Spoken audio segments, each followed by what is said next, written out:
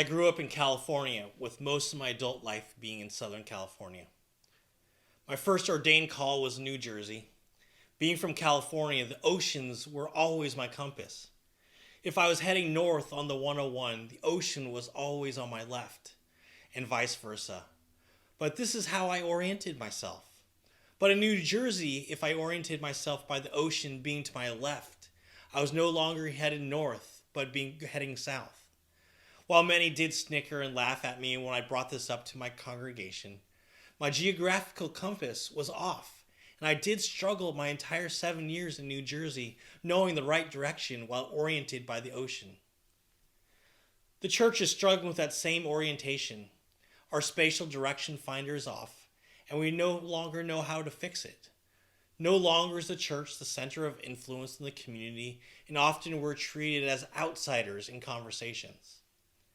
In March 2020, the 1001 New Worshiping Communities team circulated an article by Andy Crouch, David Blanchard, and Kurt Kielhacker, who wrote an article called "Why Every Organization is Now a Startup."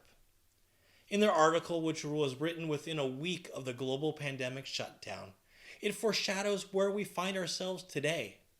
They use the words blizzard, winter, and ice age to identify where we find ourselves. A blizzard is a temporary time that lasts a short amount of time, a couple days maybe. In March, we were told that if we sheltered in place for a couple of weeks, the coronavirus would pass us by. We all quarantined in our houses for that short amount of time and emerged expecting the world to be exactly as we left it. We thought our lives and even the church would remain exactly the same as it was before. Now in hindsight, that is not the case at all. The next phase is winter, which is longer than a blizzard, which is 2 or 3 days, but now we're talking months, but still a finite amount of time. Our lives continue to be disrupted for months longer, with a continuing hope that everything was going to remain the same. Instead, we've endured an ice age, a drastic shift to the geography and culture. During an ice age, ice moves and reshapes the way valleys, mountains, streams, and everything looks and how it acts. That's where we are right now, and continuing through a world that is drastically different than it was previously. Our worship is different than before. What we consider someone to be a member of a church is different now. Even the way we interact is different. The geography, culture, and society has been radically changed. We're in what is called liminal space. Susan Beaumont says that it is a quality of ambiguity and disorientation that occurs in transitory situations and spaces, where a person or a group of people is betwixt and between something that has ended and a new situation has yet to begun. That's quite complex sounding, isn't it? Liminal space was originally the terminology used by Victor Turner to describe teenagers that were going through rituals in Zambia. He described liminal space as that place in which children were no longer children, but not quite adults yet. It is what we call today our teenage space. As parents, they are no longer children in which you can tell them what to do, but not adults in which they are effectively making their own decisions. The church is very much in this place right now. We're no longer that 1950s large church with 600 members, but that we're not quite to that next phase in which God has called us to. Father Richard Rohr says, we have to allow ourselves to be drawn out of the business as usual and remain patiently in the threshold, which is betwixt and between the familiar and the completely unknown. There alone is our old world left behind, while you're not yet sure of the new existence.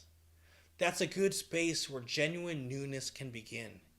Get there as often and stay there as long as you can by whatever means. It's the realm which God can best get at us, because our false certitudes are finally out of the way. This is the sacred space which the old world is able to fall apart, and the much bigger world is revealed. Great words, right?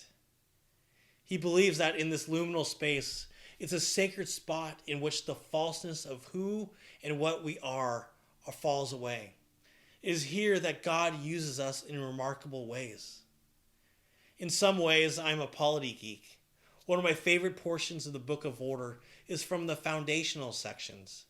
It describes the defining of what church is called to do. We are to be one of faith, hope, love, and witness.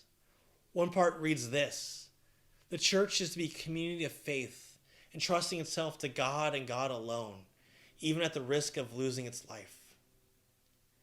In our leadership meetings, do we make choices based upon budget, strategy, goals, rather than one of faith? God calls us to a radical understanding that might cost us its life. Doesn't Jesus call us to that same thing? Our faith in how we operate the church is not made on sound business decisions, but in discerning on where God is calling us to be faithful. Simon Sinek wrote the book, It Starts With the Why. In it, he believes that the very core of the organization is the why. And we have that why. It is to glorify God and enjoy God forever. And that comes from the shorter catechism in our Book of Confessions. In this ice age, shifting cultural landscapes and pandemics, our how and our what is now changed. How we did things and what we did may no longer fit the culture in which God calls us to now. We need to discover our how and our what's. Over the next couple of videos, I'll help you through the process in which we can rediscover the how and the what God calls us to. As we discussed in the previous video, if you like workshops or consultation or just have questions, feel free to email me at sean.chow@peaceusa.org, and I'm happy to talk with you. God bless.